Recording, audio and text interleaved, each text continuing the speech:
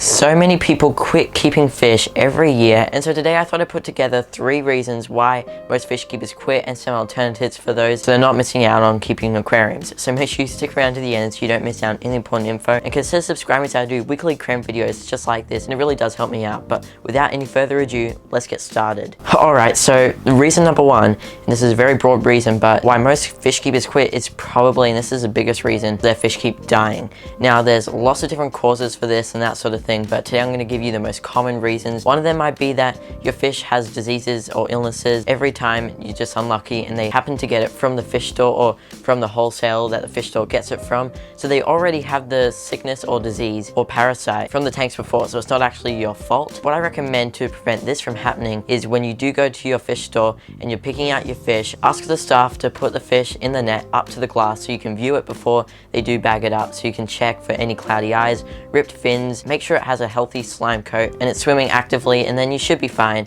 And when you bring it to the aquarium, now other reasons might be because your water parameters are faulty. Make sure you do your research specifically about the fish that you buy, because the pH and the water temperature and the tank mates are very important for all the different types of fish. So highly recommend you do your research and try to pinpoint those water parameters and try to get them perfect for the best success. But also try not to mix any fish that have different water parameters to their likings, otherwise they're not going to do well together. Also make sure that your nitrites and ammonias are fully down 0 parts per million, and that your nitrite is around 10 to 20 parts per million for a healthy, balanced fish tank. And also add some live plants in there to help balance the tank even more. If you don't know about nitrates, nitrites and ammonias and that sort of stuff, there are lots of videos about it, but basically you just want to get 0 ammonia, 0 nitrite in your water, because ammonia and nitrite do kill your fish.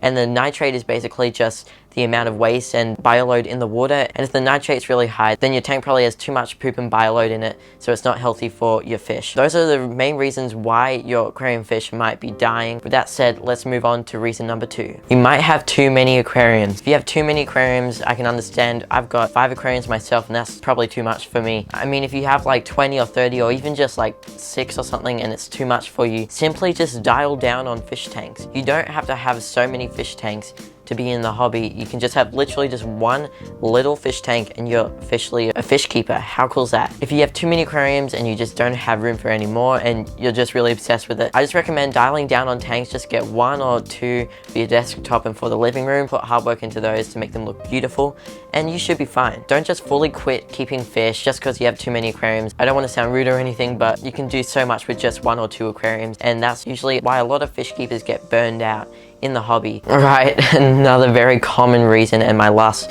common reason today, and that is maybe you just don't have time for fish. Maybe they're a bit too time consuming, and especially like the sort of fish some people keep that need water changes twice a week and that sort of thing. You just can't cope with it, even just with a couple of aquariums. You just need to clean it all the time and it's too much work. Well, I've got an alternative for you, and it's something you can do.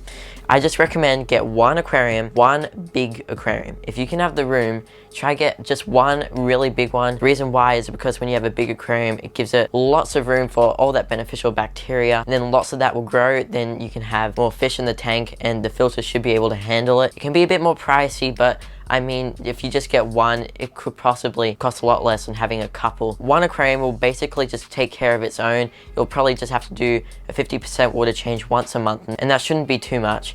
And you can just get like a nice big group of fish. Try understock it if you really want less work with your aquarium. Get a nice big one, put live plants in there, fill it up with beautiful centerpiece fish and that sort of thing. And you should have a great centerpiece, and people will just really appreciate that, instead of like several aquariums that have some plants in it and that sort of thing. I myself do school and that sort of thing, so I understand if you don't have time, you've got university, work, or school as well. I just recommend you always have 1. It's great for your mental health to have a fish tank, and honestly with big aquariums you can do a lot more stuff with it too, get a lot more choice and that sort of thing. And there you have my 3 reasons why most fish keepers quit the fish keeping hobby. Please don't be a quitter, and I really hope you did enjoy the video. If you did, give it a thumbs up and subscribe for more content just like this. But have an awesome day. Thanks so much for watching. Leave me your thoughts in the comments down below, and I'll see you all in the next video.